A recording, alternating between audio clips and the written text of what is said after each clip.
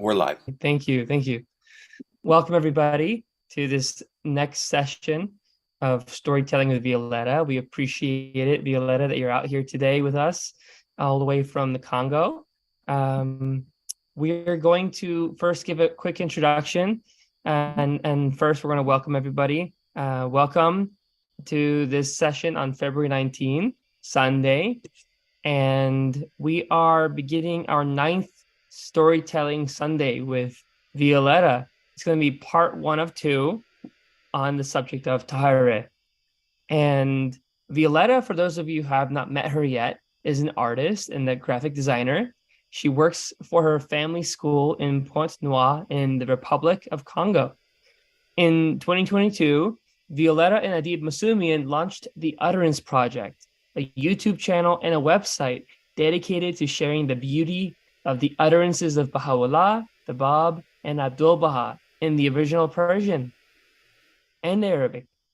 She is the author of 2 illustrated chronologies, The Extraordinary Life of Abdul Baha and The Blessed Beauty.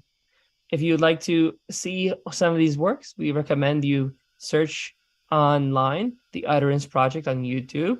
You'll find their channel, and it's very beautiful to hear the spoken word as much as you are able to read it.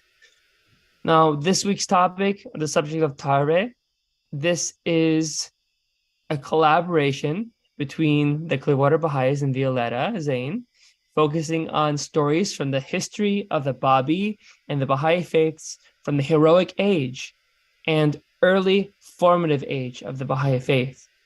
Now, this week's session is the first part of a 2-part series on Tahirih's momentous and exciting life, focusing on her birth, her childhood, her youth, and her marriage.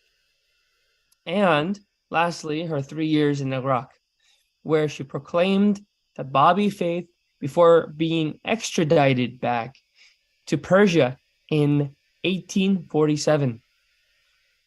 Next week's presentation on Sunday, February 26th, this month in February, again, so stay tuned for next Sunday. It will focus on the second part of Tahirih's life after return to Persia. The 2 talks on Tahirih are offered in honor of International Women's Day on Wednesday, March 8th, 2023. So for all of you joining us, or those of you coming in and watching the recording, we welcome you, and we hope you enjoy this session as Violetta starts, and we'll be ending next week on part 2. Thank you, everyone. Okay. Let me hold on just 1 second. I have to do something before.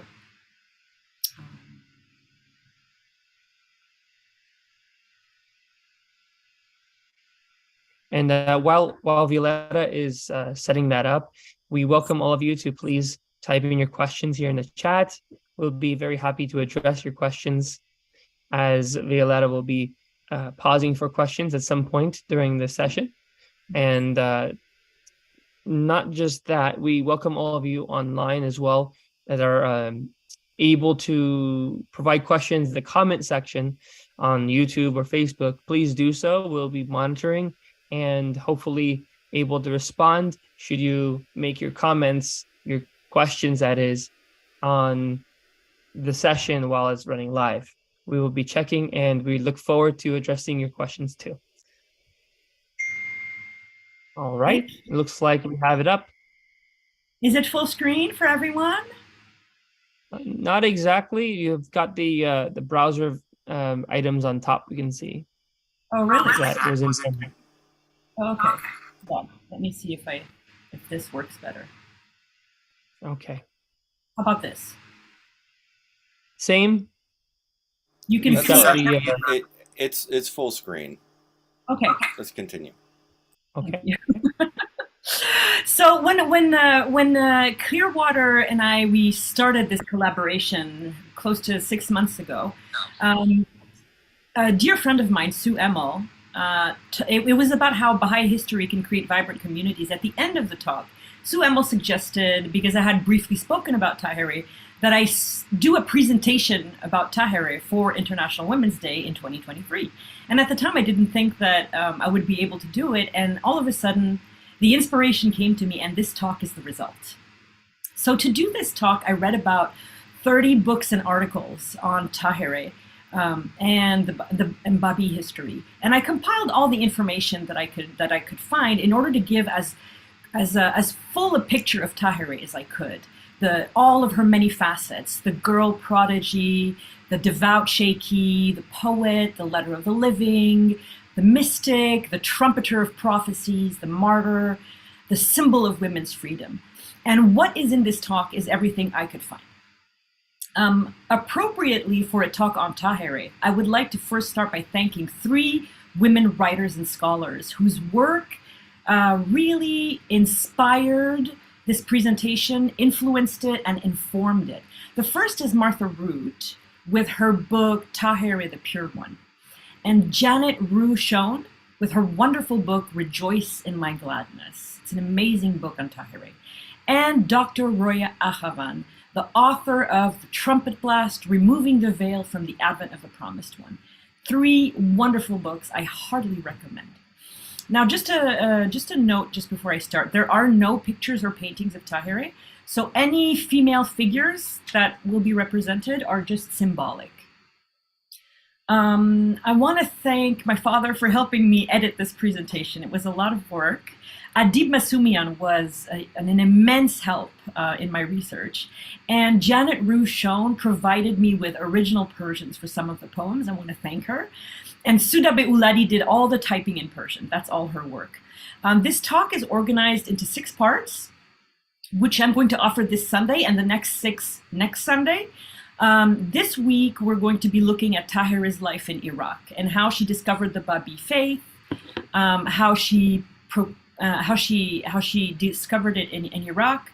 And I'm going to share with you the structure of the talk. I pasted it in the comments.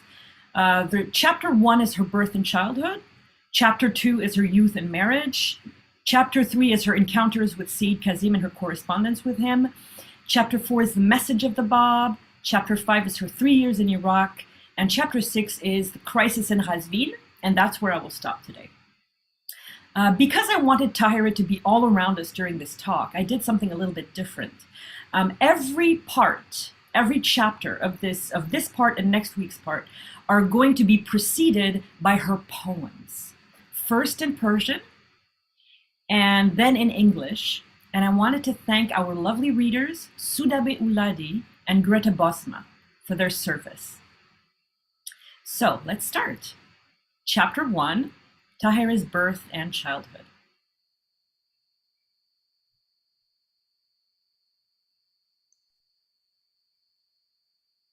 اگر به باد دهم زلف عنبرآسار را اسیر خویش کنم آهوان صحرا را وگر به نرگس شهلای خویش سرمه کشم به روز تیره نشانم تمام دنیا را برای دیدن رویم سپهر هر دم صبح برون برآورد آینه مطلا را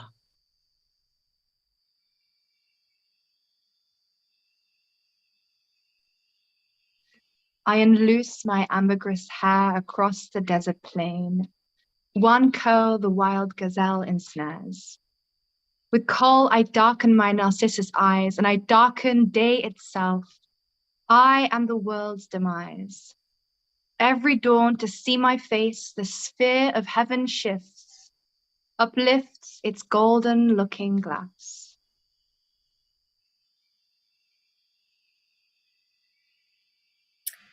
Tahirih was born in 1814 in Qázvin, Persia. Qázvin is a city that's located about 150 kilometers, that's 93 miles, northwest of Tehran. And it's the largest city and the capital of the province of Qázvin. And its claim to fame was that it was a capital of the Safavid dynasty for over 40 years during the 16th century. So Qázvin is known for its arts and its food, and it's celebrated for its candy, its calligraphy, its carpet, and its poets. And it has been a very important cultural center throughout the history of Iran. Qázvin is at an elevation of about 1,800 meters. I think that's about almost 6,000 feet above sea level. And the climate is cold and dry because it's just south of the Alborz mountain range. Qázvin is located at a crossroads between Tehran and Tabriz in the Caspian Sea region. And so for centuries, it's had a very important commercial role. But it never really rivaled the larger cities in Iran because it always suffered from a lack of water. Until fairly recently, the entire plain that surrounds Qázvin was irrigated by only a single water channel, a qanat, and 4 small streams. Very dry. So one of the fascinating aspects of Tahirih's life is the many names that she's known by. I've collected all the ones I could find that were relevant to her story, and I'm going to present them sort of chronologically as they entered her life. And I'm going to give more emphasis to the names that the Báb and Baha'u'llah gave her. So the first name of Tahirih was actually Fatimeh. It was she was named for her maternal grandmother, but she was also named after Fatimeh, the daughter of the Prophet Muhammad, his saintly daughter, who was a direct ancestor of hers. The name Fatimeh originally means captivating woman. As the tradition of Persia at the time, she was also given the name Salma out of respect for Fatimeh. She wasn't called Fatimeh, she was called Salma. And Salma was the Prophet Muhammad's most outspoken and brilliant and quick-witted wife. A very appropriate nickname. That's why I really enjoyed this section. The next name that she was known by was, she had 3 nicknames in her childhood. The first one was Zarin Taj, which means crown of gold, which her father affectionately called her, because of her uncommon beauty and brilliance, which were apparent very early in her childhood. Another nickname she was known by in her youth was Zakiyeh, meaning the virtuous. Her father called her Quratul Ain, solace of the eyes, in her childhood. And later, her mentor, Siyyid Kázim, spontaneously also gave her that nickname.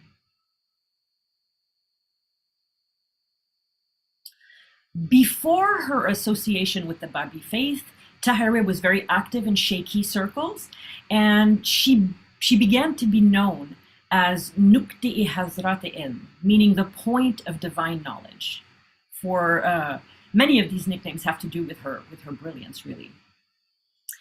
In 1847, which we're going to look at shortly, when she was being attacked and opposed for her teaching, for her Bábí teaching in Kázim, and because she was a woman, the Báb gave her the title of Siddiqi, meaning the truth. Now, it is commonly believed that Baha'u'llah gave Tahirih her name, Tahirih, her title, during the conference of Badasht, but he only formalized it in Badasht. Tahirih was actually bestowed on her by the Báb himself in a tablet. Baha'u'llah later, I mean, I'm not sure exactly when, but it's after all of these titles, referred to her by the point of ecstasy, Nukti-i Jazb. Tahirih, unsurprisingly, came from a long line of highly educated and brilliant women. So to illustrate this section, I have 3 sort of symbolic images depicting brilliant women from Islam. From left to right, Khadijah, the wife of the Prophet Muhammad, Fatimeh, the daughter of the Prophet Muhammad, and Aisha, another wife of the Prophet Muhammad.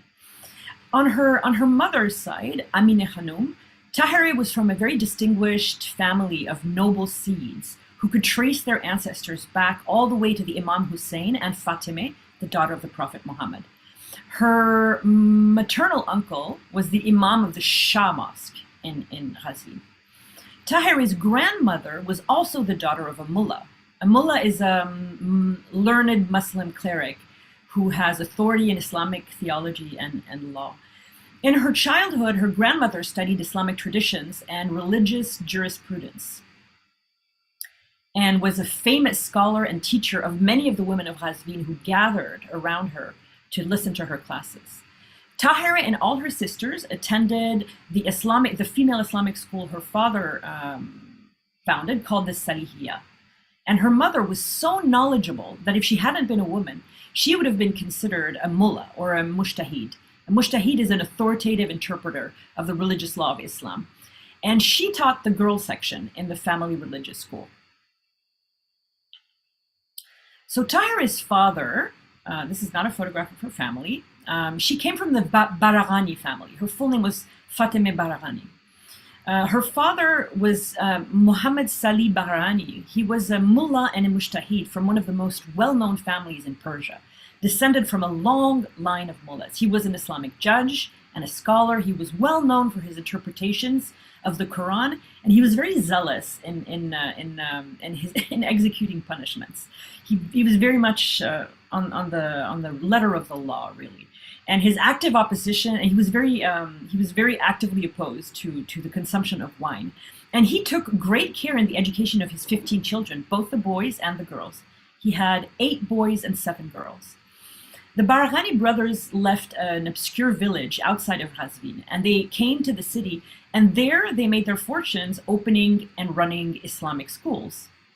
They became high-ranking clerics in the court of the Shah, and they expanded into other business ventures.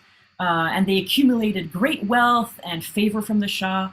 And at the time of Tahirih's birth, which is going to be important later on, the Baraghani family was one of the most respected and most powerful families of Persia. Muhammad Salih Bahrani, her father, was a writer also, and he was known for his very intense eulogies of the Imam Hussein and dissertations on Persian literature. And he devoted a significant amount of time to his literary pursuits instead of the Islamic court, as opposed to his brother, who spent most of his time in court. So around 1822, Tahirih's maternal uncle, Mullah Abdul Wahab Sheikh, Mullah Abdul Wahab invited Sheikh Ahmadi As-Sa'i to Qázvin.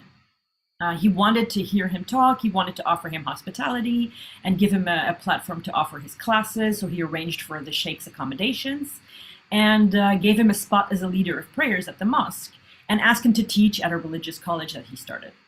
Several of Tahirih's family members became Sheikhis, including her mother and one of her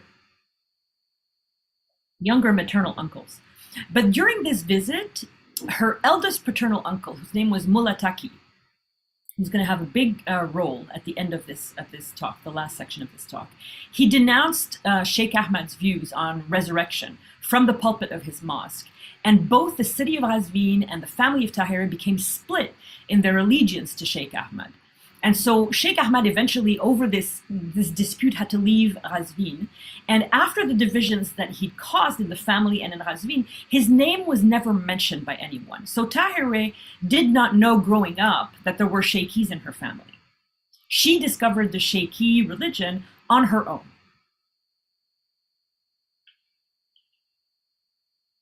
So Tahirih was educated particularly well for a girl in 19th century Persia. This is a photograph of Tahirih's library in her father's house. At the time, girls were expected... Violetta. Violetta, you have a countdown tick on the... Sorry. Yeah. Sorry, let me get rid of that. Is it gone now? Yes, thank you. Great, Thank you. Sorry about that. So this is Tahirih's library in her father's home. At the time, girls were expected to remain docile and obedient, so most fathers were not really very active in trying to pursue education for their daughters. It was very rare for a girl to even know how to read at the time. Tahirih began her education at a very young age in her father's school, and she was trained in theology, in Islamic law. in the principles of jurisprudence, in Islamic traditions, in the Quran, in Persian literature and poetry. She developed a profound ability to understand complex theological and literary matters. She had a brilliant mind, and she was allowed to undertake Islamic studies and was known for her ability to memorize the Quran and for our understanding of religious, of obscure points of religious law. And from the very beginning, she was known for her esoteric interpretations of Quranic verses. She developed quite a reputation at a very young age. In fact, Tahirih was so brilliant that she surpassed all of her father's male students. And he was reported to have lamented that she wasn't a man, saying, "Would that she had been a boy, for he would have shed illumination upon my household and would have succeeded me." Mullah Salih Baraghani further broke protocol in not only allowing her to be educated, but by permitting Tahirih to attend the lessons that he gave his male pupils from behind a curtain, so long as no one was able to detect her presence or to discover that she attended. Meanwhile, Tahirih's mother took care of her education in literature and poetry, and with other relatives, she studied mystical philosophy. Because of her undeniable brilliance at the end of her studies, something unexpected happened. Tahirih was granted a diploma, something unheard of for a woman in 19th century Iran. Tahirih's innate nature and her brilliance led her to become very devout and very religious. And this is a trait of character that remained until her last breath. Another thing that remained with Tahirih her whole life was her passion and her hunger for more and more knowledge and her intellectual curiosity. And she busied herself with reading and writing religious and secular literature, something she continued to do until the end of her life as well. So I think it's clear by now that Tahirih was a prodigy. But it was discovered when she was very, very young, and she could decipher meanings behind obscure passages of the Quran and the Hadiths about specifically the promised Khaim, the promised one of Islam. A Muslim source described her when she had finished her studies. She was a female paragon of knowledge and virtues. She was famous for her eloquence in writing in both prose and poetry, in both Arabic and Persian.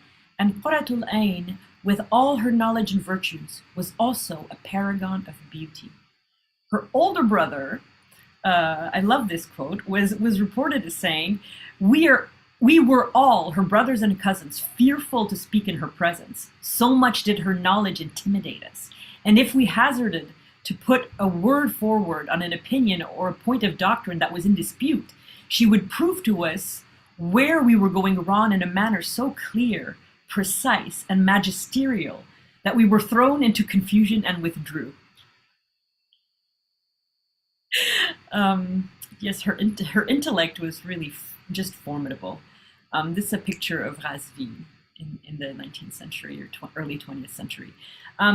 Tahirih grew up in a Turkish-speaking neighborhood of Qázvin, so it's believed that she also spoke Turkish growing up. And there is one poem composed in Turkish by Tahirih that an Azeri scholar cites and is held in a library in Azerbaijan. So what distinguished Tahirih really was the use to which she put her intellect.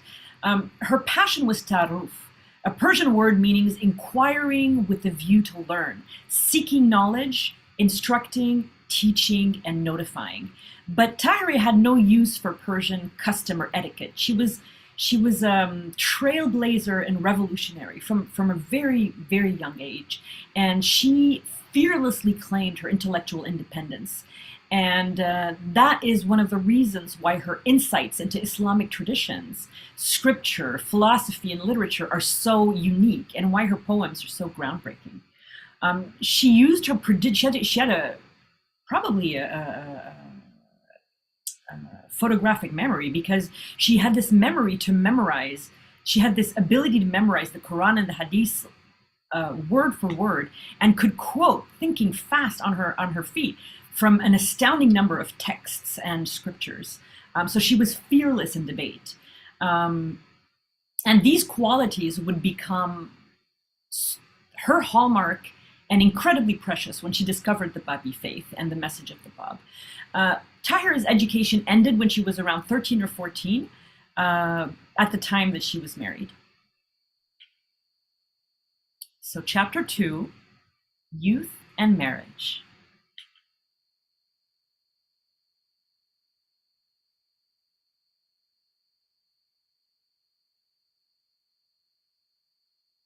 Sudabe?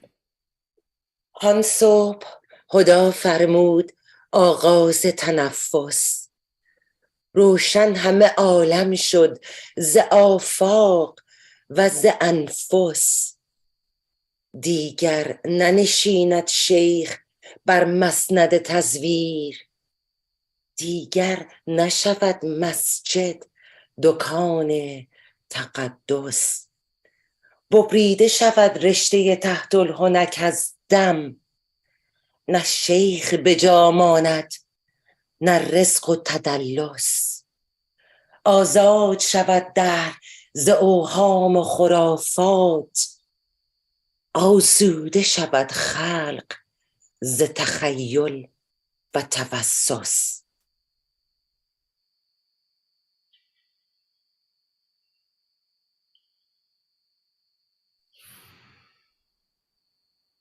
Look up. Our dawning day draws its first breath. The world grows light. Our souls begin to glow. No ranting sheikh rules from his pulpit throne. No mosque hawks holiness it does not know. No sham, no pious fraud, no priest commands. The turban's knot cut to its root below. No more conjurations, no spells, no ghosts. Good riddance. We are done with folly's show.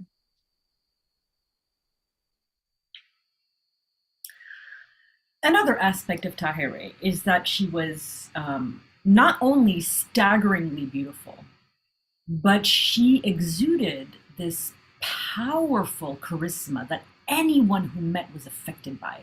It is difficult really to overestimate this point. Her rare beauty is well recorded by her contemporaries and also modern historians. A member of the Shah's court described Tahirih as having a moon-shaped face and hair like musk. And one of his father's pupils was just astounded that someone as unbelievably beautiful as Tahirih could be as intelligent as she was. It must have really not made sense for people that her physical beauty was associated with one of the sharpest minds in Persia, men and women alike. To me, it seems like Tahirih and Vahid stand really above, as in their contemporaries, men and women, the smartest man and the smartest woman in Persia. And but at the same time, it was associated with so much integrity, so much purity, so much virtue. It's really staggering. That's the conundrum. That's the mystery. That's the miracle that Tahirih is, and that's why she's occupied our minds for 200 years, and that's why she's going to continue to occupy our minds for the next centuries. Now, beyond all these features, Tahirih was also a very just delightful young woman. She loved to eat, and she had a very wonderful sense of humor about it. When she was asked about her appetite, she would reply with a lot of wit. It's recorded in the holy traditions that the attributes of the people of paradise is partaking of food continuously. She had a very sweet tooth, and she loved nuts and dried fruit and candy, and she also loved fine fabrics and fragrances. But really, she had another aspect of her character that was even more interesting than all of these others, is that she had this special gift that Persians call second sight, which is a deep, deep intuition. And that is possibly the thing that to me shines bright over the entire arc of her short life. She died when she was 38, I believe. So when she was around 14 years old, Tahirih was married to her cousin, Mullah Muhammad Baraghani. Seen from the outside, this marriage seemed like a perfect match. But it seems that Tahirih was unhappy in her marriage from the very start. Her husband was reluctant to allow her to pursue her literary ambitions. So it was difficult for her from the start. Chapter 3, Siyyid Kázim.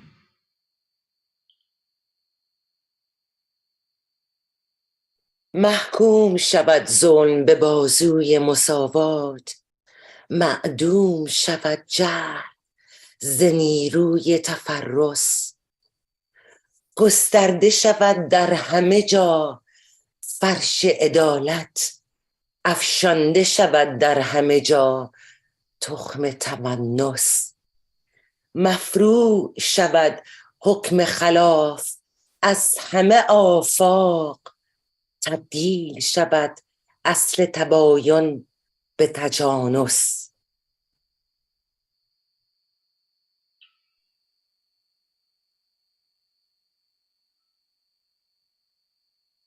The search for truth shall drive out ignorance. Equality shall strike the despots low.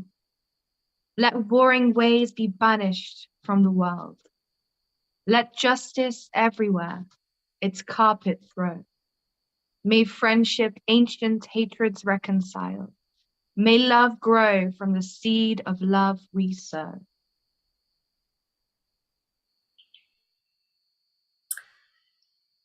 This is a picture of Siyyid Kázim. So between 1828 and 1841, Tahirih spent 13 years in Iraq. Tahirih's husband had been eager to continue his Islamic education, so the young couple moved to Iraq, to the Islamic Shia centers of learning in Najaf and Karbala. And she lived mostly in Karbala for 13 years. And during this time, they completed their pilgrimage to Mecca. And Tahirih's 3 children, 2 boys and a girl, were born in Iraq. It is now believed, I just have to make a quick parenthesis, because we've always believed that Tahirih learned about the Bábí Faith by finding a book in her cousin's library after she had returned from Iraq in 1843. But modern scholarship is now fairly certain that she discovered Siyyid Kázim while she was living in Iraq in those 13 years, because she was in the same city as him. Not clear if they met in person while she was there. But anyway, so it's now believed that Tahirih encountered the teachings of Sheikh Ahmad and Siyyid Kázim while she was living in Iraq between 1828 and 1841, and began her theological correspondence with Siyyid Kázim around that time. After she returned to Qázvin in 1841, her conversion to Shaikhism caused problems with her family. As we saw earlier, these problems began in 1822 when there was division in the family over the visit of Sheikh Ahmad. But, and they put pressure on her to abandon her beliefs. The pressure must have been very, very intense because she left her home and moved to her father's house. And she began to teach at the religious college, educating her sisters and her son and her sons among them. And eventually, her husband, I suppose after those 13 years of learning in Iraq, he became very well renowned in Qázvin, and he had an important position as the leader of Friday prayers. It's a very important position in a city in Iran in the 19th century. For some time after returning to Qázvin, Tahirih had very heated theological discussions with her father on complex subjects, like the resurrection and the day of judgment. It's the painting on the left. Or the night ascent of the Prophet Muhammad and to heaven, which is the image, the miniature on the right. And also topics like the promise and the threat and the advent of the promised one. But the issue was, because Tahirih is such an incomparable debater, her father was at a loss for arguments, and because he was powerless to debate her with words, he started hurling insults and curses and abuse at her.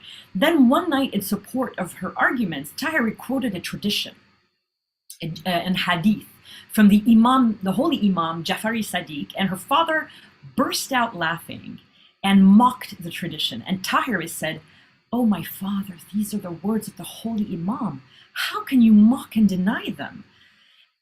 During this time, so about for 2 years, between 1841 and 1843, Tahirih kept writing to Siyyid Kázim, asking him about complex theological problems. One imagines that with her whole family pressuring her to abandon her shaky beliefs, her only solace would have been Siyyid Kázim, who would have been the only one to really understand her.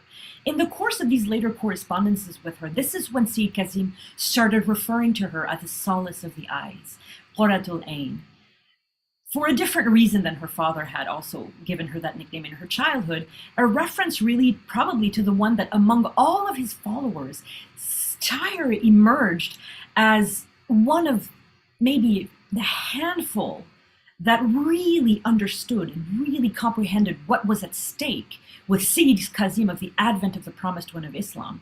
And her understanding was not obscured by veils. She was not only clear-sighted about Siyyid Kázim's teachings and about what was about to happen in Islam, meaning the appearance of the Bab, she was intoxicated. She was in utter ecstasy by his teachings. As we saw, she was deeply devoted. So when Tahirih was about 29 years old, towards the end of 1843, the tensions with her family by this point had gotten unbearable. And so she wanted to return to Karbala to be near Siyyid Kázim. So she managed, probably because her immense skills as a debater, to convince her father to let her go back to Iraq, accompanied by her sister and her sister's husband.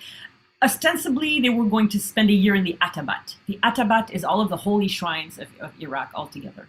Najaf, Karbala, Samarra, and Kázimine. So they went to Iraq. She left to Iraq with the help of her uncle Ali, who supported her in her decision. And she went to meet Siyyid Kázim for the first time. As luck, and by this point, it was approaching Siyyid Kázim's death, and by this point, Siyyid Kázim had gotten very, very, very direct about his disciples' need to abandon all comfort and to search for the promised one everywhere, abandon their earthly positions. And unfortunately, as luck would have it, Tahirih arrived in Karbala 10 days after Siyyid Kázim had died, so she never got to meet him in person. And his last words to his disciple had been, "Spread far and wide, search for him, forget everything else, focus on this, and go forth and seek your Lord." So that's the situation in Karbala when Tahirih arrived. Chapter 4, the message of the Bab.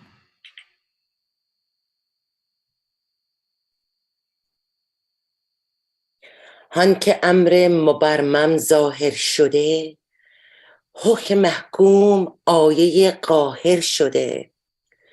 برکن الباس حدود و پس قیود، خویش را انداز در دریای جود. تا به کی در عالم پرشر و شور، دور هستی تو از مقصد، دور دور. امر ما ظاهر شده از کاف و نون، گو من الله الیه راجعون.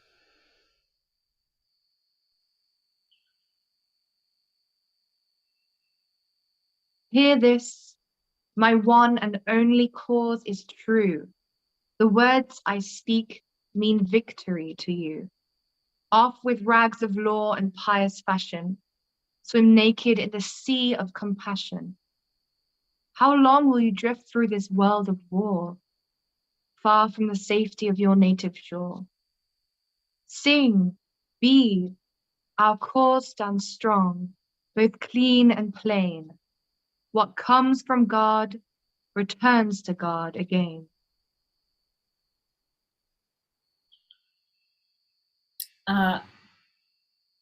It's a personal opinion, but I feel like as soon as Tahirih left Qázvin and her marriage, where her husband really wasn't very encouraging of her brain, which was probably very threatening to him because she's probably a million times more intelligent than him. So she was a threat to most men, I think, her whole life. But as soon as she was on her own, I get this sense that Tahirih just shone.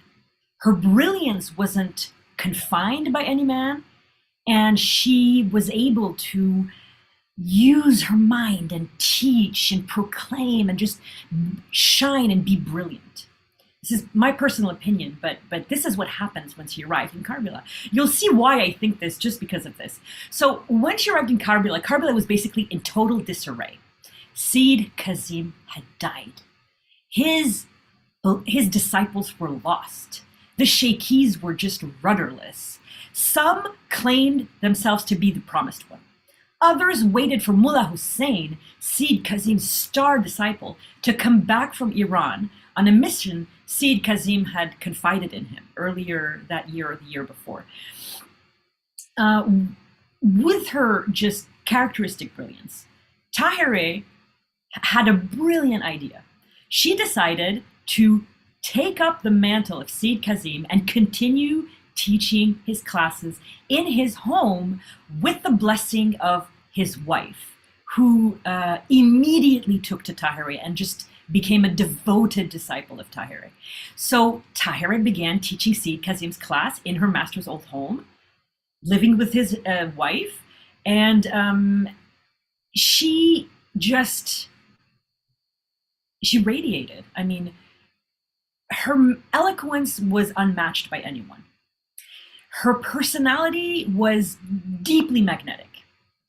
She was masterful in her command of obscure scripture and traditions. And she attracted many of Siyyid Kázim's most learned students.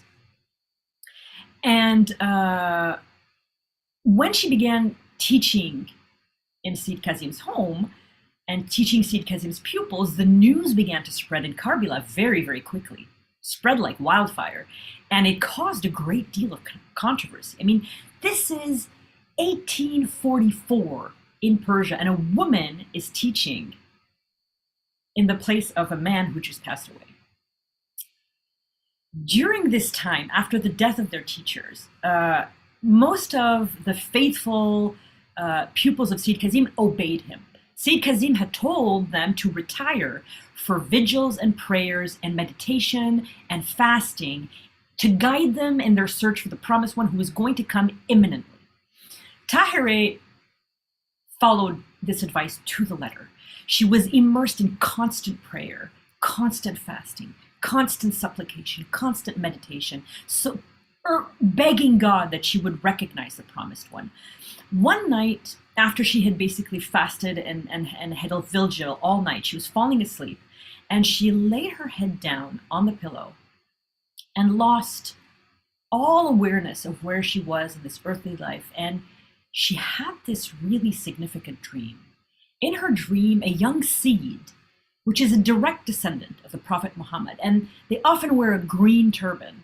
They are the only ones allowed to wear a green turban to signify their noble lineage, and a green sash, which is why this whole section is green. And this young Siyyid was wearing a black cloak and a green turban, and he appeared to her in the heavens, standing in the air, and reciting verses and praying with his hands held up high. And he said a verse. And Tahirih immediately woke up from the dream and scribbled down the verse. And before anyone asks, we do not know what the verse is. It's a letter from the House of Justice that says that we've never been able to find it. So don't ask. So after this dream, Mullah Hussein returned to Karbala 10 days after Tahirih had arrived. So she arrived around the 12th of January, he arrived around the 22nd of January, 1844. And he arrived and his beloved master had died. So he inquired. He said, what were Siyyid Kázim's last words? What did Siyyid Kázim say? And so everyone told him. Siyyid Kázim told us to spread out and search for the promised one. And Mullah Hussein basically said, well, what are you all still doing here? If he told us to all leave, there should be no one left, basically, except for Tahirih, because Tahirih couldn't just leave everything and go walk around Persia. That couldn't do that as a woman in 19th century Persia. She would never have been able to go search for the promised one because of her gender. That's why she's the only one who never met him in person, because she never could do that journey. It was reserved for men. So Mullah Hussein immediately retired to pray and meditate for 40 days in the company of 12 of his companions, including Tahirih's brother-in-law. This is important. So during this time, Tahirih, who could not join them on their search, went through the same sort of period of intense devotion as them. They were retired in a very significant mosque, the Mosque of Kufa, and she was still in Siyyid Kázim's home. And when they were going to leave, she gave her brother-in-law, the husband of her sister, a sealed letter for the promised one, and told him, this is so Tahirih, she said, you have to chant this prayer for him when you see him. And the prayer was, the poem was, the effulgence of thy face flashed forth, and the rays of thy visage arose on high. Then speak the word, am I not your Lord? And thou art, we will all reply. A declaration of faith, really, in the form of a poem. How perfect. So Mullah Hussein and his companions, including Tahirih's brother-in-law, left after their 40 days of prayer. And they traveled by sea to Bushir, and then traveled north directly in a beeline almost to Shiraz. And that is a whole other story, but to summarize, yes, they found the Bab. Mullah Hussein was the first letter of the living. He found the Bab on the 23rd of May, 1844, the year the Baha'i dispensation was, the day the Baha'i dispensation was born. We know the hour it was born, 2 hours and 11 minutes after sunset. And when Tahirih's brother-in-law was able to discover the Bab himself, because Mullah Hussein could not tell anyone he'd found him, they all had to discover him themselves. And the first 18 disciples of the Bab were called the Letters of the Living. Mullah Hussein was the first. When Tahirih's brother-in-law, who was the 16th Letter of the Living, discovered the Bab, he presented him with Tahirih's sealed letter, enchanted the poem, and Tahirih revealed a tablet for Tahirih. The Bab revealed a tablet for Tahirih, elevating her to the rank of Letter of the Living. She was the 17th Letter of the Living, the very last Letter of the Living, but the first in rank was Qudus. So in the intervening months, Tahirih stayed very busy. She continued to live in the home of Siyyid Kázim, and her presence really comforted his widow, who considered her her spiritual guide and affectionate companion. And Tahirih bonded with the women in the household. She was thriving. Siyyid Kázim's widow gave Tahirih access to all of Siyyid Kázim's unpublished works. And she continued to teach Siyyid Kázim's male and female pupils separately, in separate groups, probably the women face to face, and the men, of course, always with a curtain separating her. Tahirih gained a very wide and popular following in the city, including among many of the women, such as Shamsud Duha, the future wife of Nurayn Inariya, one of the twin shining lights. I'm sorry, I couldn't pronounce that. And the sister and the wife, the sister and the mother of Mullah Hussein, the mother of Siyyid Kazimi Samandar, and the grandmother of Mirza Jalal, who married Abdul Baha's daughter, Ruha Khanum. The child was Shughi Effendi. Tahirih was in these intervening months. They would have been gone for maybe a few months before she heard anything back from them. She was in a state of search and mystical ecstasy. And in one of her prayers, she wrote, "I am effaced. I seek a splendor that could not exist by means of any save thee, my God. Thine imperative is the answer to my call. Thy perhaps is the salve for my misery, and thine advent is the decree of my religion and the success of my cause.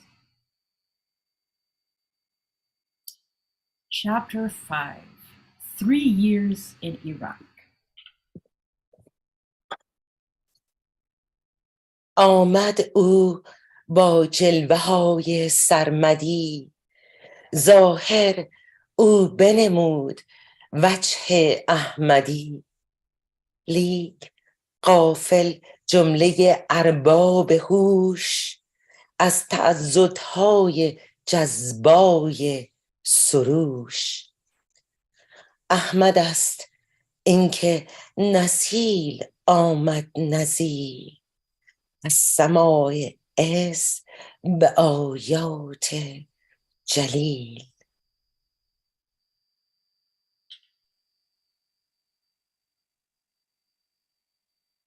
He's come. He's here to tear our veils away. He's here. He's come to show us God today. Yet masters of the mind refuse to hear, and heaven's song is wasted on their ear. He's come to bring us life beyond all praise. He lights this world. His voice is heaven's blaze.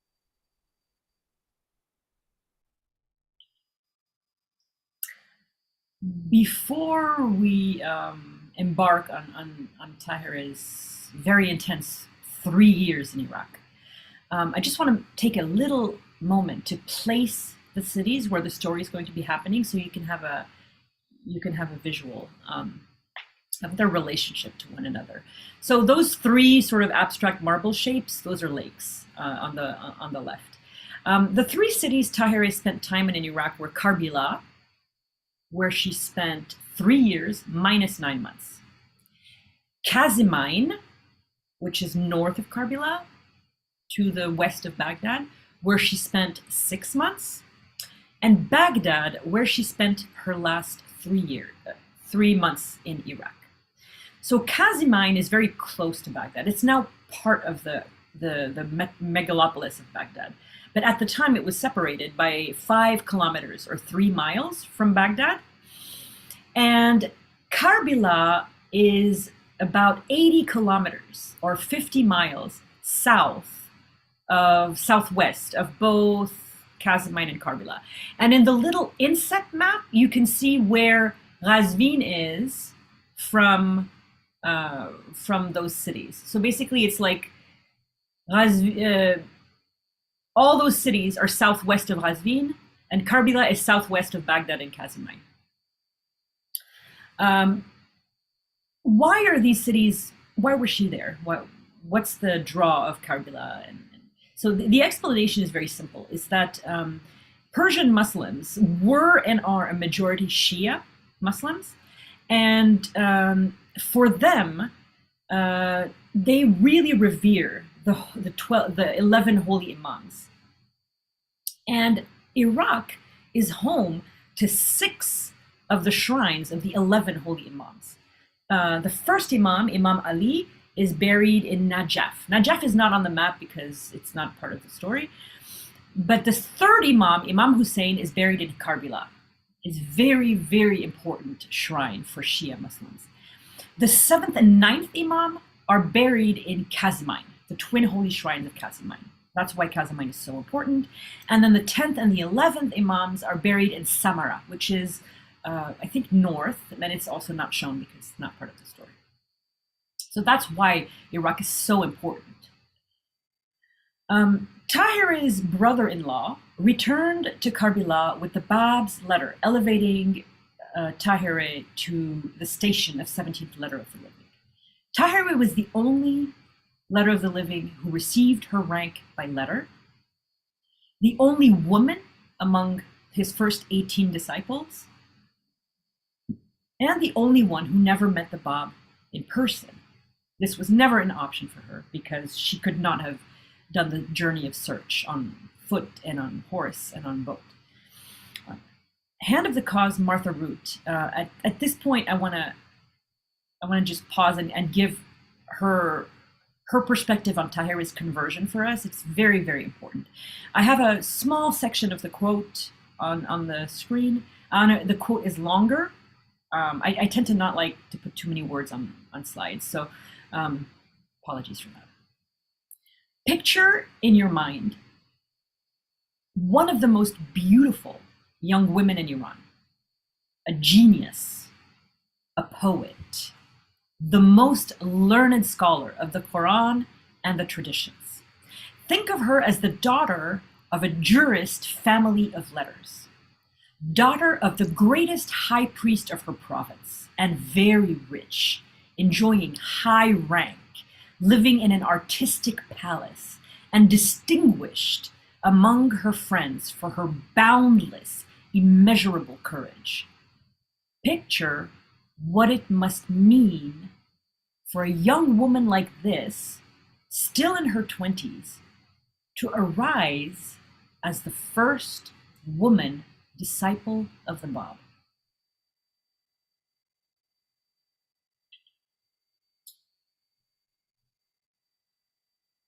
I read, I can't remember exactly right now where, but I think I read a paper that really moved me about Tahirih and Mary Magdalene.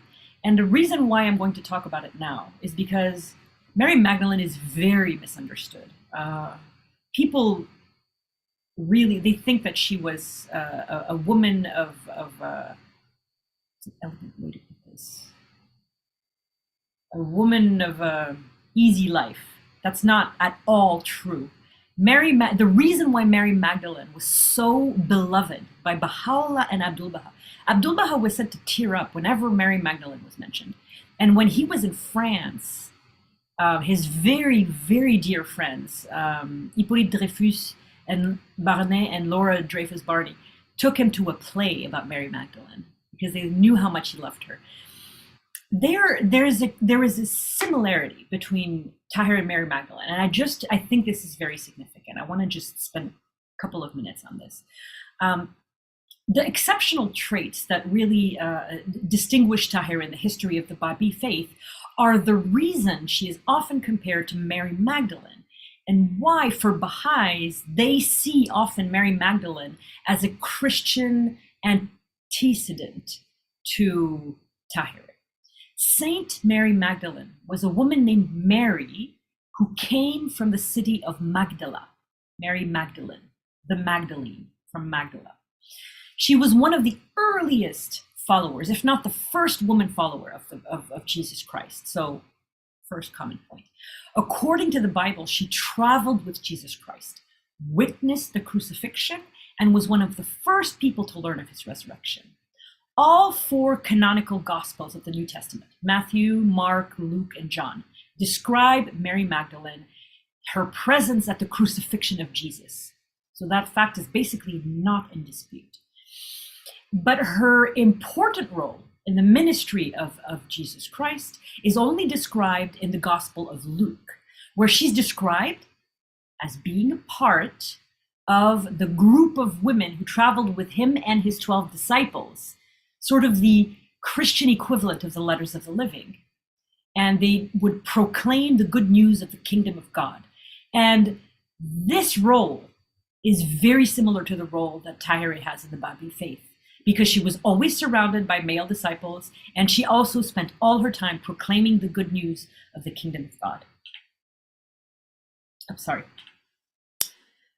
In August of 1844, the Letter of the Living, fourth one, I believe, Mullah Ali Bastami arrived in Karbala at the instruction of the Bab with a copy of the Qayyumul Asma, which was at first called the Commentary on the Most Beautiful of Stories, the Surah of Joseph in the Quran. In the early days of the Bábí faith, before the revelation of the Persian Bayan, which was in the last 3 years of the Bab's life, the Qayyumul Asma was very, very, very important. It was sort of the manifesto of the Bábís at the time. They would read it and reread it and reread it and teach from it. And so Mullah Ali Bastami arrived in Karbala and found the Shaykhis basically how Mullah Hussein had found them, which is stale, bitter, disunited, no direction, confused, and still with some of them claiming to be the promised one. And Mullah Ali Bastami had discovered the Bab himself in Shiraz, so he had actually seen the promised one. But to Tahirih and the most faithful of the disciples of Siyyid Kázim,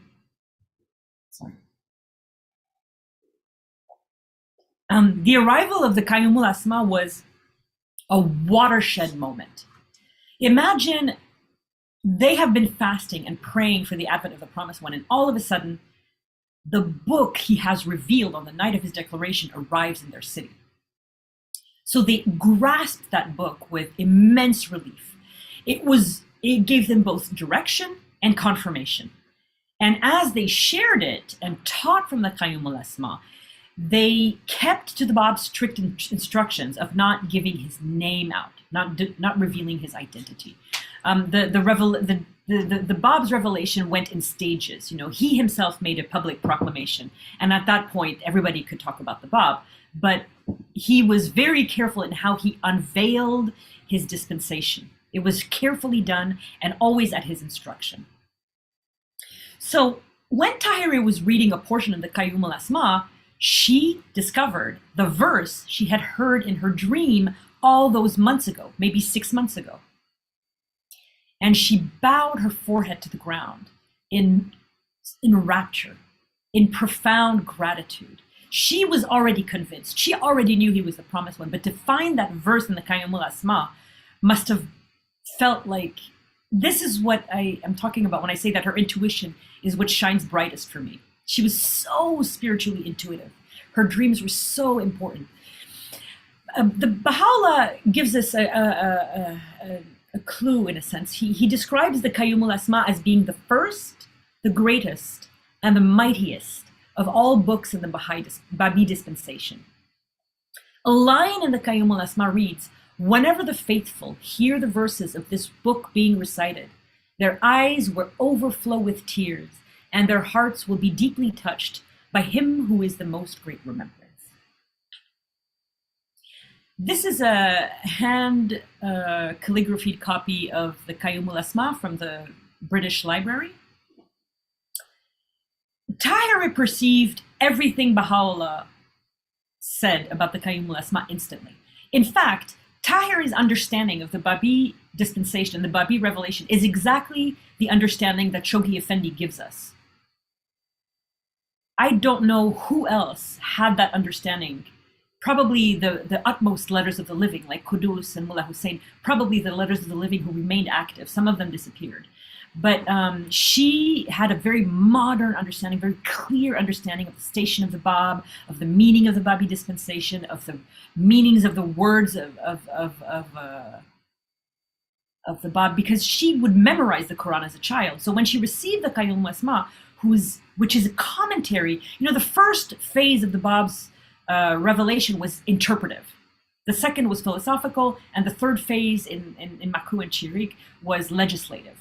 So the first phase is interpretive, and so for someone like Tahirih or Vahid, who have spent their entire lives memorizing the Quran and interpreting the Quran and studying the Quran and writing commentaries, they would have received these kinds of writings of the Bab. It would have been like water to someone who's dying of thirst, you know? They would have understood every reference of the Bab. It would have been this communion with the Bab for them.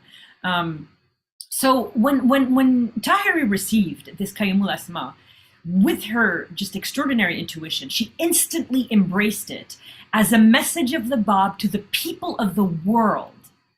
And hers was the clearest voice teaching the Bab's message in Karbala. Probably the loudest and the clearest and the most interesting and the most fascinating, like everything. She had internalized how the Qayyum al-Asma affirms the oneness of religion. So she received the words of the Bab, but she saw exactly what the Bab was trying to say.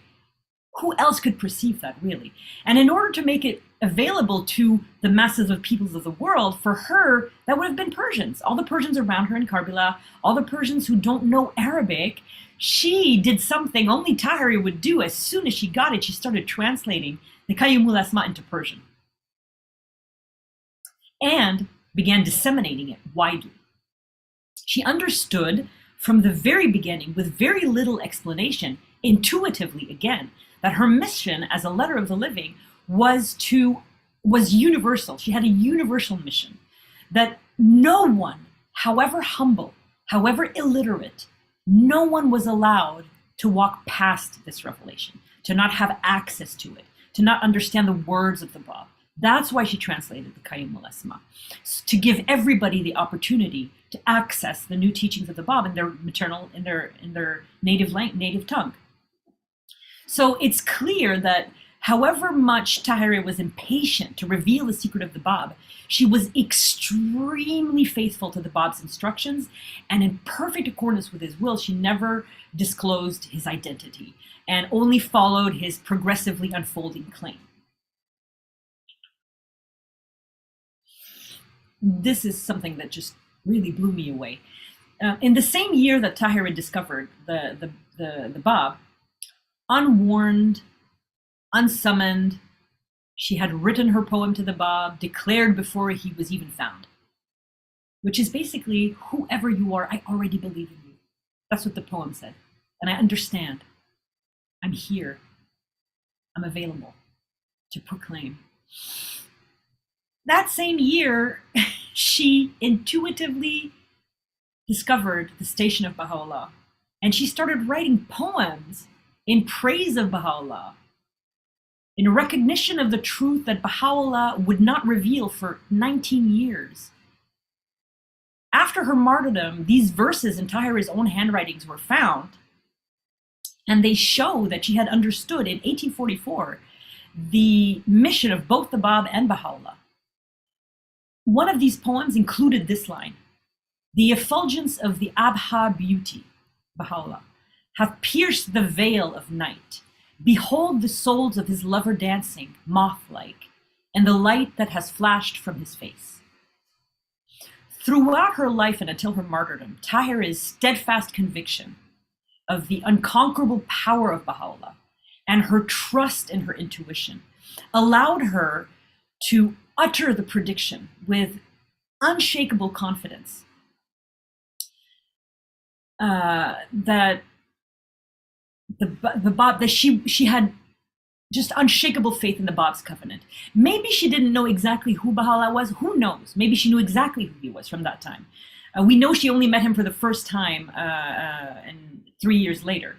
But it explains her faith, and her connection to the covenant really explains her faith and her courage in the darkest hours of her life. From the moment that she discovered the message of the Bab, Tahirih was just incandescent. She wrote odes and poems prolifically in Persian and Arabic and prayed ardently for long periods of time. She taught everyone, highly erudite, illiterate, about the Bab's message, and she sent long letters to all the religious leaders in Karbala, exposing their misdeeds and proclaiming her faith. Just dropping that bomb there. It must not have been fun to receive a letter like that from Tahirih, especially given how terrifyingly eloquent she was. She became a new being. As a letter of the living, she would never stop proclaiming the Bab's message until the moment she was martyred. Janet Rousseau says it beautifully in her really wonderful book, Rejoice in My Gladness. From now on, she would never be still. She would be homeless, a wanderer, a fugitive, a prisoner, yet forever free in her dwelling place in the shadow of the essence. Abdul Baha told a story of these early days of Tahirih's conversion to the Bábí Faith when he was talking to Western pilgrims. One day she met a devout Muslim who was praying, and she asked him, "To whom art thou praying, may I ask?" The man responded, "I am praying to the very essence of mercy and the reality of divinity." Smiling, Tahirih responded, "Oh, away with your God, away with him. Come, and I will show you the God of today. It is the Bab, Your God is a phantom, while this is certainty. Can the sea be contained in a little glass?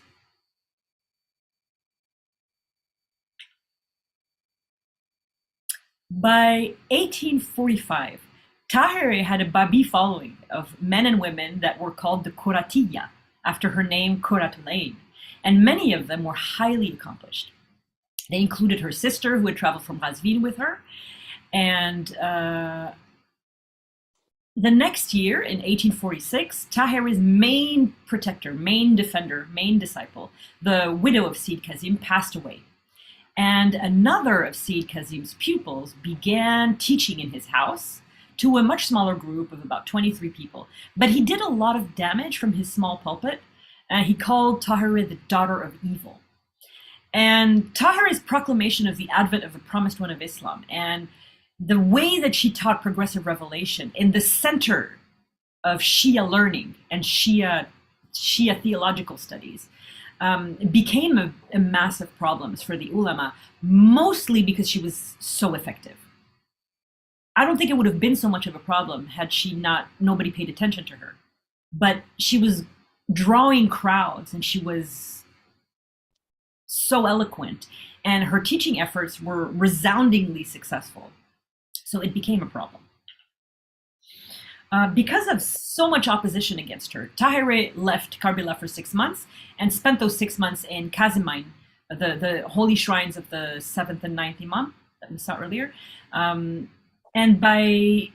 between August 1846 and February 1847. But she continued doing the same thing she'd done in Karbala. Very fearless, very courageous, very public teaching. And sheikhis began writing to the Bab, complaining about her. Do they have to respect the opinions of this woman? Is she right? Does she know what she's talking about? What is her station? And the Bab defended her in 1847, between 1846 and 1847. And I have two of the Bab's responses.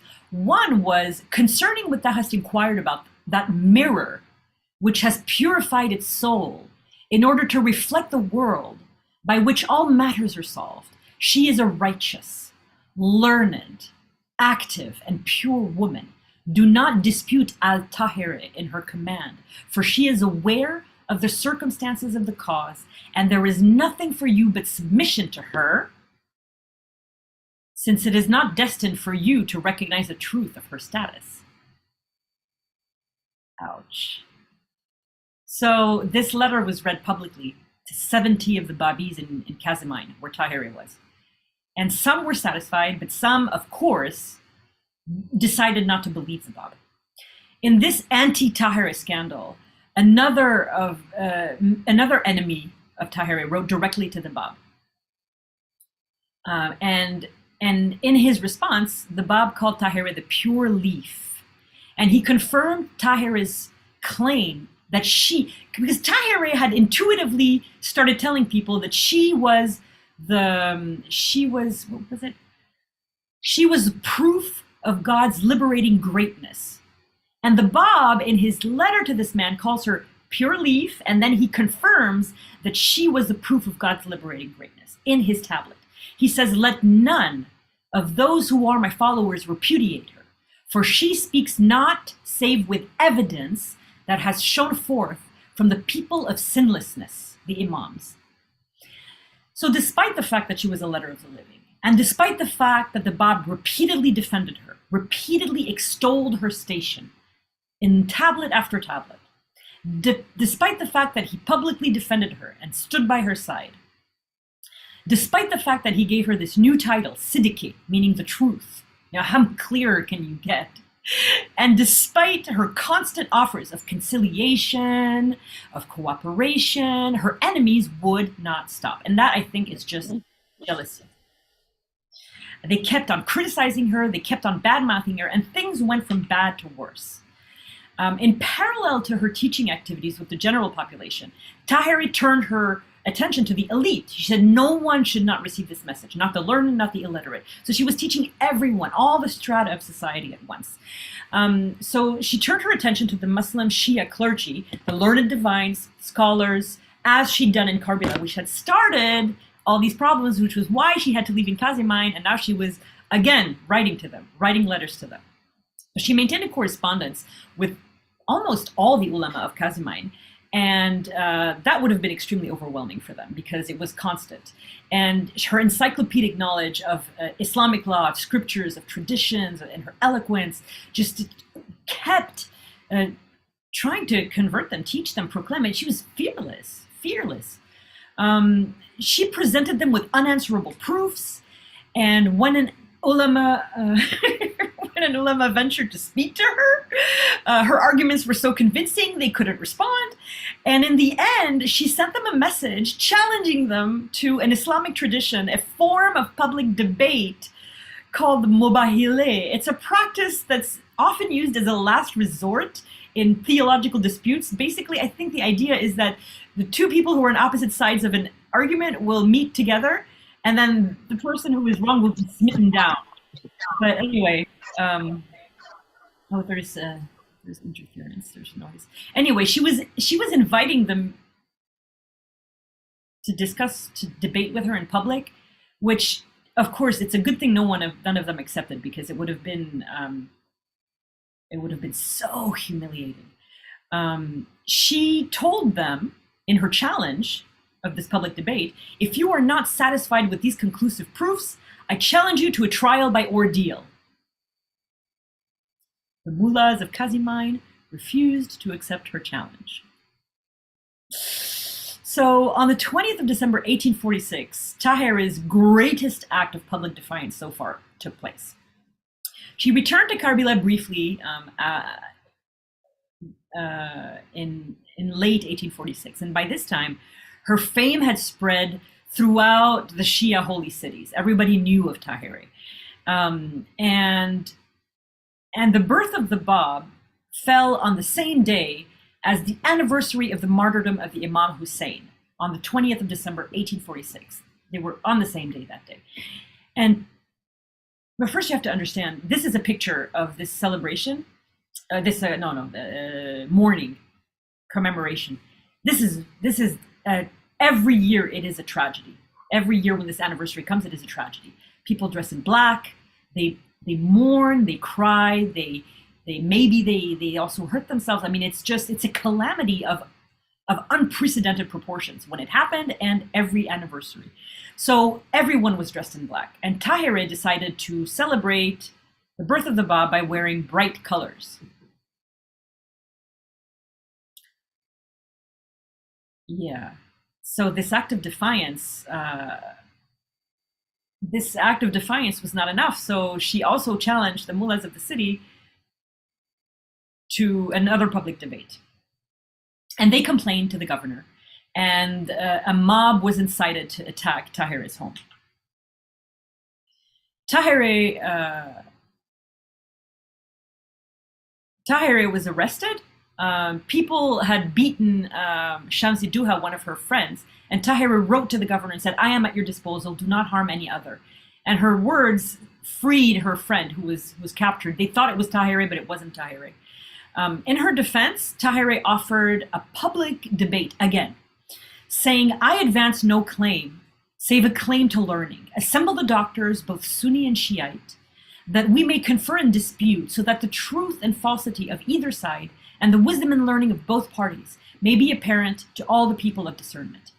Again, no one accepted. She was placed under house arrest, the first of 4 house arrests in her life. And while the government guards posted at her home, they were waiting for instructions from Baghdad to find out what to do with Tahirih. And at this point, during this house arrest, Tahirih was very isolated. She was living in a state of siege.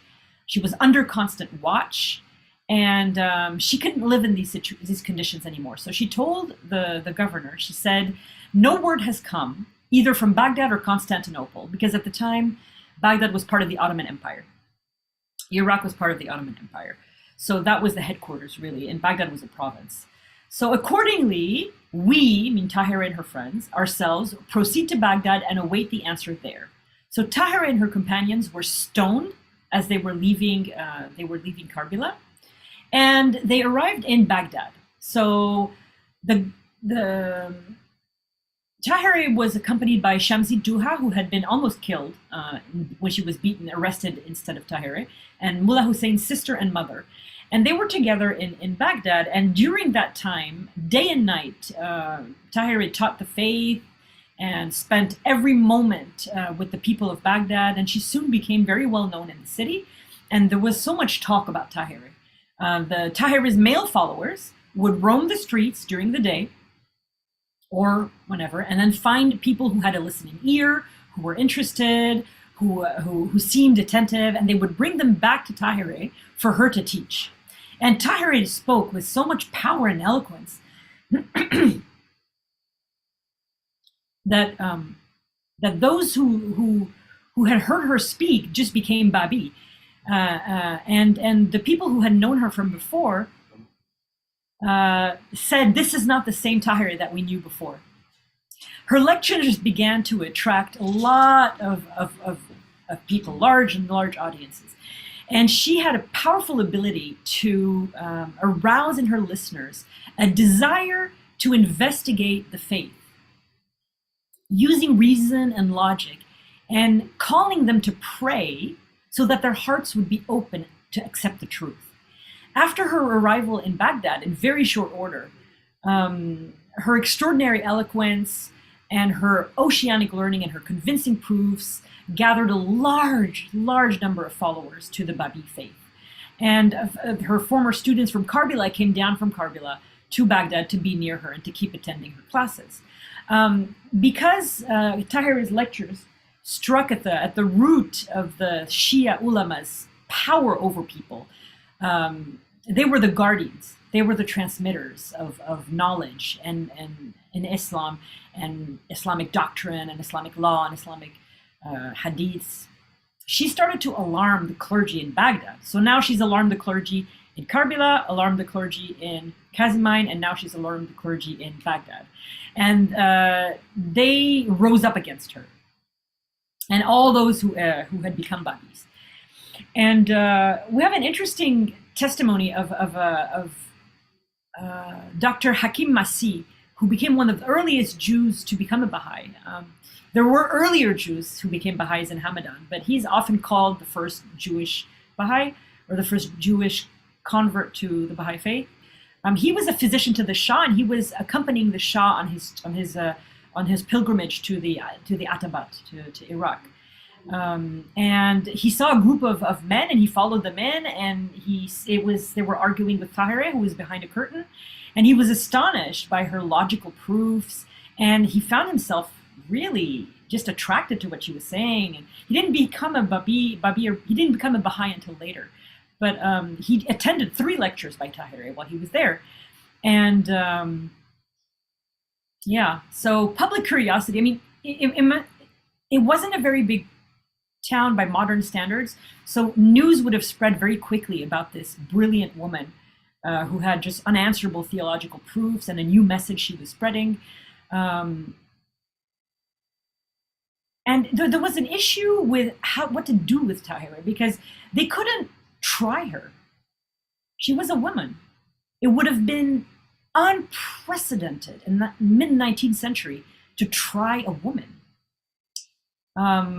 Also, they couldn't give her a platform to speak, couldn't afford to, because she was so eloquent. If she was allowed to defend herself in a trial.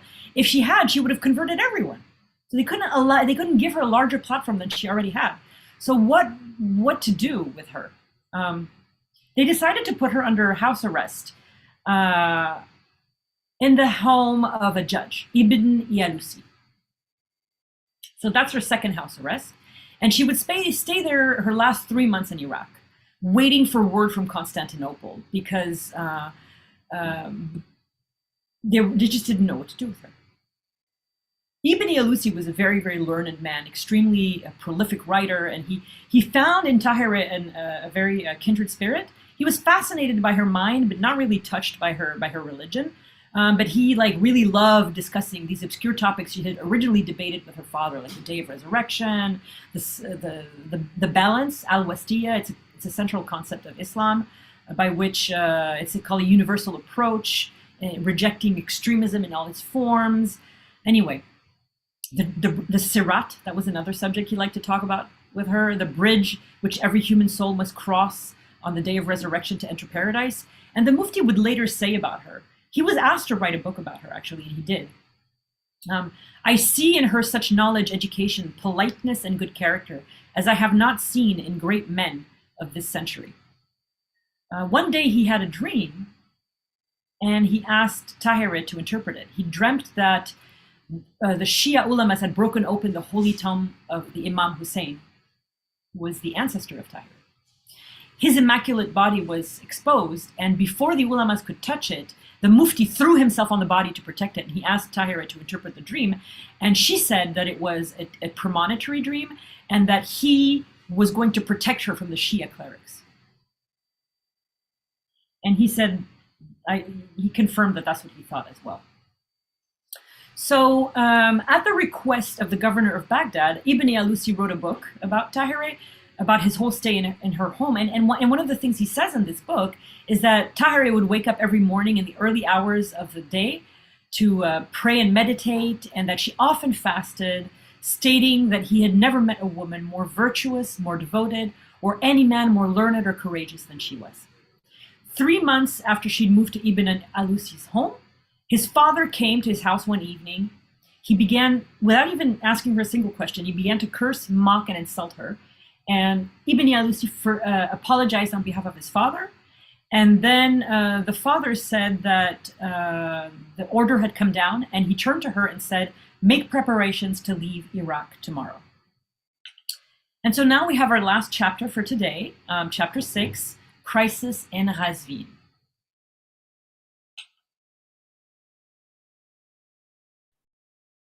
عالمی را از شرر پرشور کرد، آدمی را او سراسر نور کرد. طاهره بردار پرده از میان، تا بیاید سر غیبی در عیان. گوی الحمد هو الرب جمیل، قد تششع من ترازات الجلیل.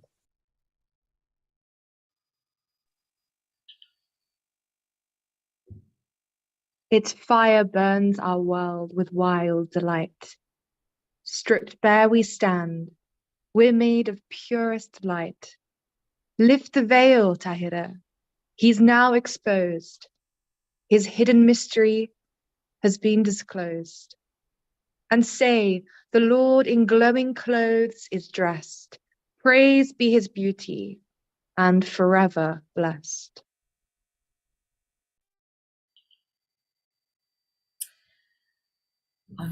So when Tahirih's order of deportation came, she and her 3 female companions left Baghdad immediately. Their caravan, so they would have traveled in howdahs. They're like little tents that are either on top of one mule or one horse or astride 2 of them. They would have traveled in that. That's the way that women traveled at the time. And they had quite an escort. They had 30 armed Iraqi Bábís on horses, ensuring their protection, and including someone named Sheikh Muhammad, who covered the cost of the journey. And there were accompanied to the border by an Ottoman escort of 10 horse-mounted men.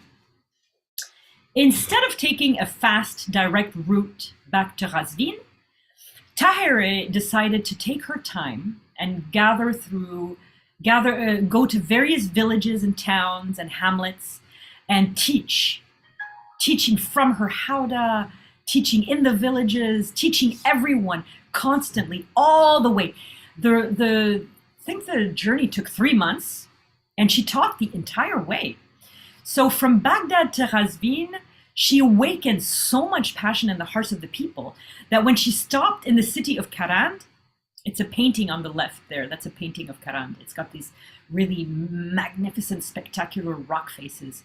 Her powerful, eloquent presence, fiery words converted 1,200 people in Karand who wanted to go with her on the journey. And she said, no, thank you. I have my escort already of 40 people. then she said, she stayed 40 days in Kermanshah. And of course, Tahirih being Tahirih, she set up a teaching center while she was there for a month and 10 days. And she received a steady flow of inhabitants who came to her wanting to know more about the Bab, wanting to know more about the writings in Persian that she translated. And so she taught recitation, which I thought was very interesting. Really, she thought of everything, because if you think about it, recitation is the way that you access your connection to God. So if Tahirih is teaching people recitation, she's teaching them how to commune more intensely with God. It's very, very special. So wherever she would go, princes would attend her princes and princesses who were living in these towns. They would attend her lectures. And when she was in Kermanshah,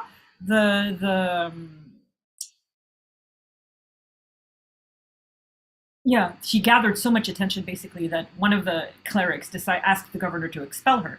So one night, Tahirih and her entourage were attacked. They were beaten.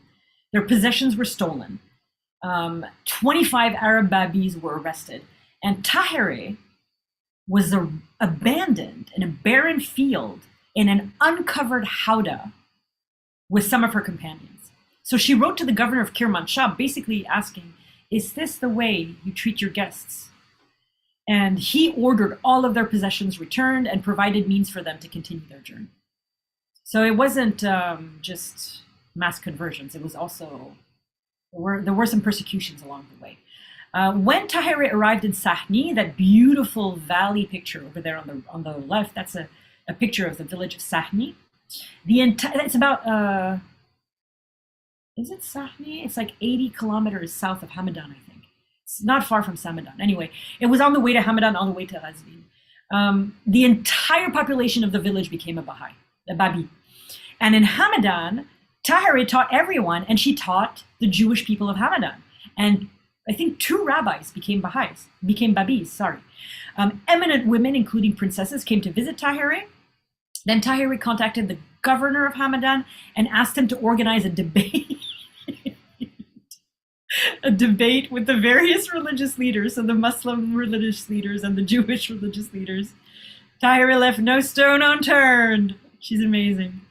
She spoke from behind a curtain and taught them about progressive revelation and the Bab's inauguration of a new cycle in human development. And one of the clerics became violent. When she sent a letter to the chief mujtahid of Hamadan, the courier was nearly beaten to death. And Tahirih had to seek refuge in the home of one of the rabbis who had become a Bábí. And in Hamadan, as she was getting closer to home, she dismissed part of her escort and just kept Shamsud-Duha and Sheikh Salih.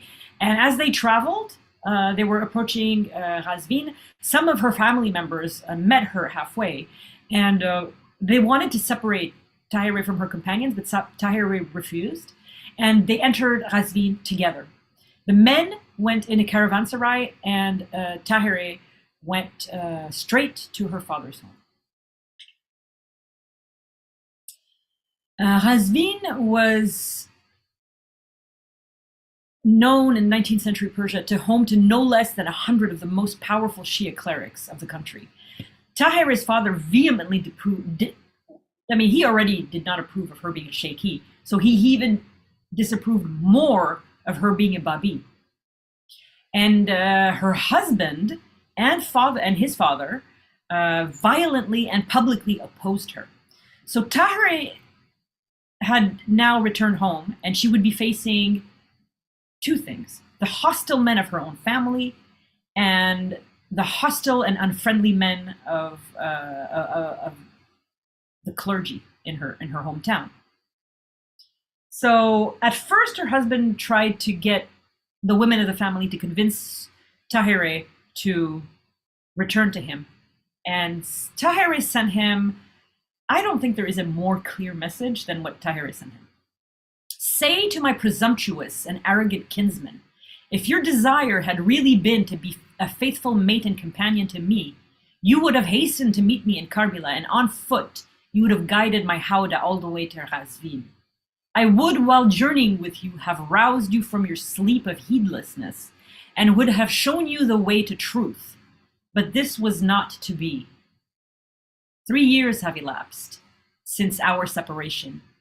Neither in this world nor in the next can I ever be associated with you. I have cast you out of my life forever. Tahirih had returned home, and she's now again surrounded by men, as she had been during the house arrests. And she is making a break now. She is essentially taking control of her own life and spiritually dissolving her marriage. So Tahirih's family gathered in her father's mansion. That is another house, not her father's mansion, another house in Qázvin where Tahirih lived, to confront her and persuade her to return to her husband. But Tahirih wouldn't change her mind. Her father just could not understand her belief in the Bab, who he called a lad from Shiraz. Her explanations landed on deaf ears. No one was listening to her. No one was hearing her. No one wanted to. Her father went so far as to say that if she had laid claim to be the promised one, he would have believed it if she was a boy. Her uncle Taki cursed the Bab and beat Tahirih several times. After the initial confrontation, Tahirih moved to her brother's house and continued teaching the Bábí Faith, undaunted by visiting the house of a friendly relative and meeting with the seekers over there. Important ladies of Qázvin came to meet Tahirih and to learn from her, wives of influential men of the city, and she deepened the Bábís of Qázvin, because by now there would have been Bábís who had come back to Qázvin, because the message of the Bab started dispersing in Iran, or in 1844. All the letters of the living had missions. They had missions and they had places they were supposed to go. So when she came back, she wouldn't have been the only Bábí in Qázvin, because the Bábí faith had been growing for 3 years. So a few weeks later, her husband quickly divorced her, and he and her uncle Mullah Taki began publicly denouncing his ex-wife and his niece from the pulpits. So this caused a great controversy in Qázvin, and the Baraghani name began to suffer. They were one of the most powerful families, and all of a sudden this is just a scandal, and more and more after there became slanderous, very slanderous lies about Tahirih, which I refuse to repeat. This all escalated into a murder. Mullah Taki, he would slander everyone. I mean, he slandered Tahirih, he slandered the Bab, he slandered Sheikh Ahmadi Asai, and one day he did that on the wrong day. He began to scream obscenities about Sheikh Ahmad, and there was a Sheikhi baker, who, he wasn't a Bábí, he was a Sheikhi, who'd come from Shiraz, and he was just visiting. He wasn't really a very convinced Sheikhi anyway, but anyway, he heard Mullah Taki insulting Sheikh Ahmad. He couldn't take it, and he just stabbed him in the mouth. That evening, he waited for him and stabbed him in the mouth and killed him. And the next day, innocent Bábís were arrested and tortured. And a few days afterwards, he gave himself up, and they were chained and sent to Tehran. And when Baha'u'llah went to visit them. But because the murderer was Sheikhi and Tahirih had been a Sheikhi, she was taken as responsible for the act by the city of Qázvin, by her family, and she was once again, and for the third time, she was under house arrest. But now it really was starting to get violent, because people were planning on poisoning her, so she couldn't eat anything where she was in house arrest. Her life was in danger. Everyone was against her. Her family, the people of Qázvin, her every move was watched. She had enemies all around her, no one associated with her. All her relatives turned against her, including her 2 sons who took their father's side. And her ex-husband tried to even poison her, but his plan failed. So Tahirih did have one friend, and this friend found ingenious excuses to go and visit Tahirih and sneak into her house and bring her food and messages, because she couldn't eat anything that was being served to her. So when a plan was announced to kill Tahirih, she prophesied. Again, her intuition. See how this line is running through everything.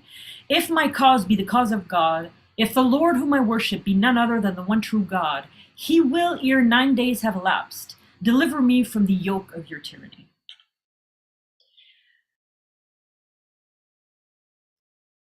That's it for today. Drum roll, what is going to happen? Who is going to save Tahirih? Next week, we're going to pick up the rest of the story of Tahirih in Persia, with her time with Baha'u'llah in Tehran, her 2 years in Mazandaran, and then her imprisonment in Tehran, her martyrdom, her poetry, and her legacy. I want to thank everyone for coming, and especially my dear beloved readers, Sudabe and Greta. And I know it's late. I know I went over a little bit, but if there are any questions, I am so happy to stay on. And no matter how late it goes, I'm so willing. Thank you again. Thank you so much, Violetta. Thank you. Thank you. If anyone has raised their hand, any questions, we are very welcome to, we are all welcome to share a question or two. If you could please raise your hand or type your question.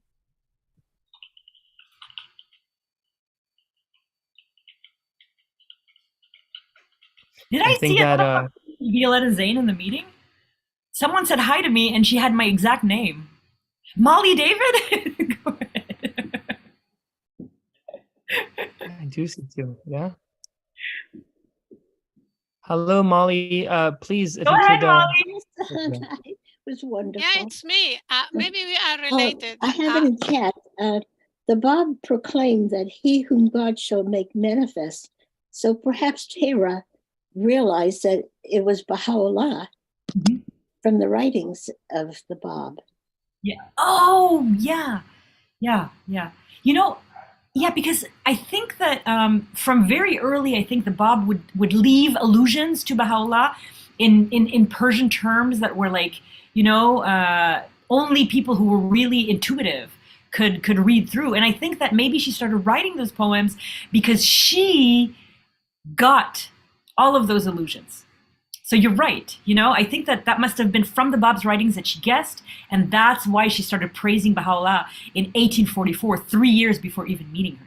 Thank you. Thank you. And Ms. Sumaya, if you, I think you're unmuted. You have a question?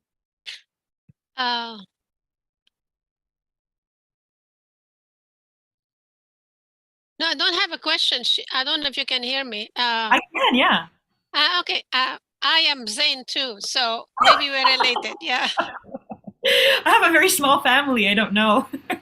We're originally from Hamadan, but they lived in Egypt for like 3 generations.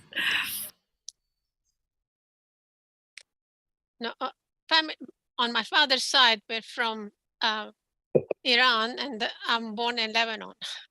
Oh wow, yeah. My family was in not Lebanon, but like Haifa, Jaffa. My great grandfather had orange groves along the coast.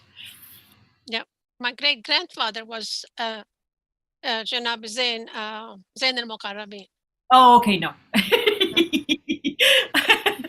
That's amazing. I'm so happy to meet a descendant of Janabi Zein al-Muqarrabin. What an honor! He's such an amazing man. Yeah. Well, I enjoyed your talk very, very much. I was taking note as fast as I can. Oh, I put my email. If anybody has any, like if you want to get some references or something, you can email me. Okay? Did you write this in a book, or this is a compilation of your notes? Oh, I read about the 30 different articles, and yeah, you said, yeah. And I basically, my process for writing these talks is for about 100 hours. I read, research, write, revise, correct, and it's a big long Word document. And then I put it into a presentation after. So I do the writing first and then the illustrating after. You should publish it. I don't publish. No, it's great. I really enjoyed it. Oh, thank you. Yeah. Thank you so much. Well, we'll see you next week then. Yes, absolutely. Absolutely. Okay. Bye-bye. Bye. Allah Hafiz. Allah Hafiz. All right. Well, if there are any other questions. No, thank you so much, and Greta. It was so great to hear all the poems. Oh, yes. Go ahead, Molly. Were you talking? Or was it John? No, that was me. That was me. That was me. So I was going to say that as a reminder, especially to those of us who are joining or have joined later in the session, we have part 2 this following Sunday.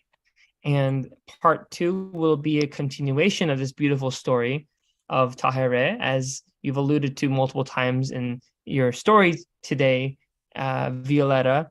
Next Sunday for everyone on February 26th, we will be having part 2, and this part 2 will discuss the rest of the life of Tahirih, starting from the point we left off today.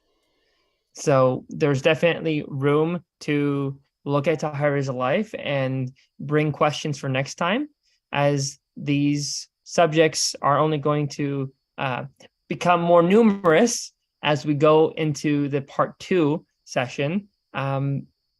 There is one hand raised, and Mr. Fuad, I'm sending you a request to unmute. Yeah, thank you very much, Violetta. It was wonderful, fantastic talk. I really enjoyed it. I didn't hear that you mentioned this book of Tahirih. Oh, can you put it up a little bit? I can't see. Who's the author? It's Clara Edge. Clara A. Edge. Uh-oh. This book is a kind of novel of the whole history of Tahirih. Wow. Yeah, this is something I think is one of the best books that I have read about Tahirih. Oh my God, I didn't know that book existed. I should have written to you. I always write to you. I forgot to write to you about this book. Yeah, that's right. That's my mistake. It is, what I can tell you about it is just, I don't know if it's still, you can order such a book. It's wow. Maybe some. I want that Anyway, book.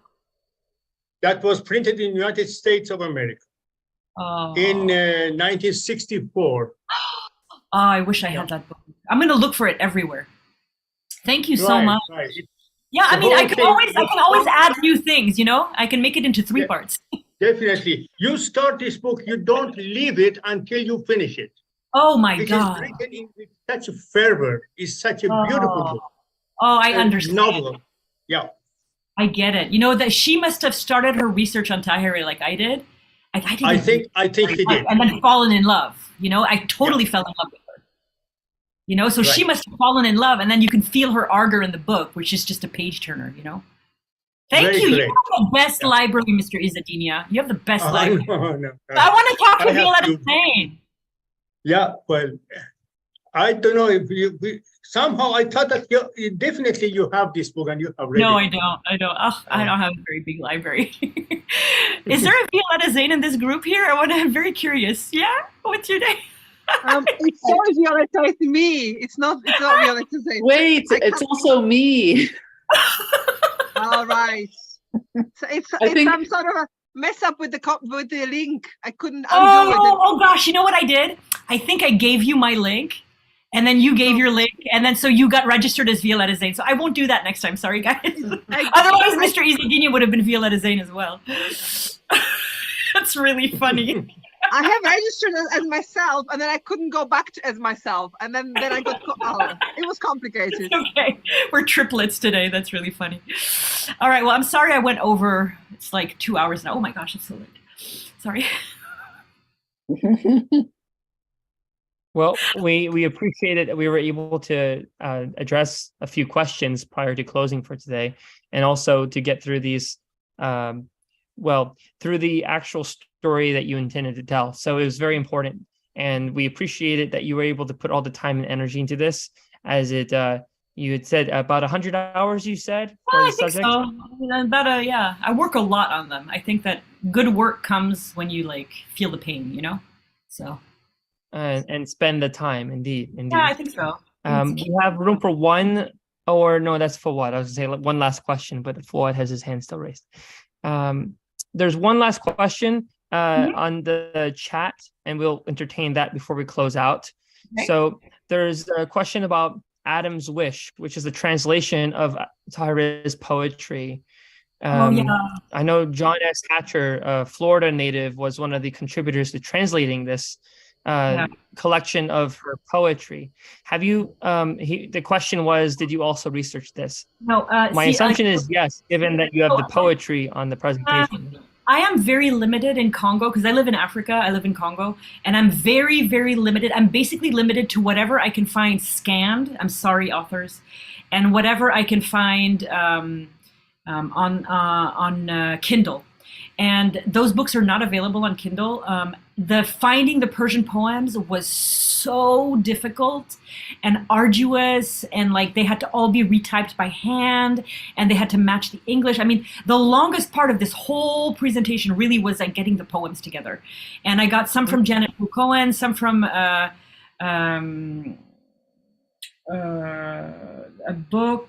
book, and some from Joshua Hall. And I really wish, I don't know if there is, like, I've only seen one book where there's the Persian poems and the English poems together. I think Adam's Wish is maybe all in English, and that is just not helpful for me because I need the Persian as well. I really tried to make an effort to have the Persian poems before the English poems so that you could hear the musicality of the poem and then you could understand the words. And so also for the Persian friends who are here, for us to honor Tahirih's language, you know, and her Persian, to put it forward. And it was very difficult to find the Persians and I'm so grateful to Janet Ruchon. She really helped with several of the original Persians. And Adib helped a lot. Huh? We have Adam's Wish. I don't have it, no. Yeah. I don't. I'm talking to someone else. Her poetry is amazing. Oh, I'm sorry. I realized I did not. So we do have a copy or a few in the library at the Baha'i Center of Clearwater. I believe, having looked at it recently, that there is the original Persian. So perhaps for later, yeah. We can talk. Let's talk. Yeah. All right. Sounds good. All right. I kept everybody so long already. I just wish you all a lovely morning, afternoon, evening, wherever you are. Thank you so much for coming. The link is going to be available very soon. If you're on Facebook with me, just, you know, I'll post the link today and I'll send it by email and WhatsApp. All right, everyone, have a lovely time. Thank you so much for coming. Bye-bye now.